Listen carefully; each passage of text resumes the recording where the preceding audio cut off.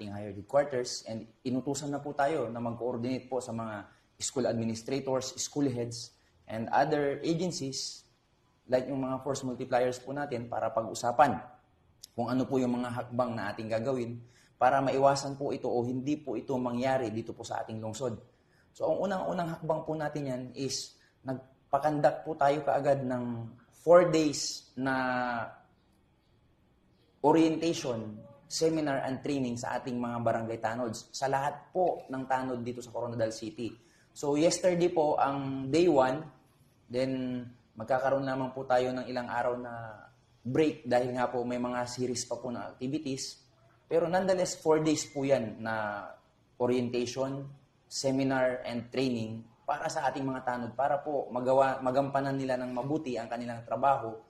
para matulungan po nila ang inyong kapulisan. And this is spearheaded by the local government of Coronadal City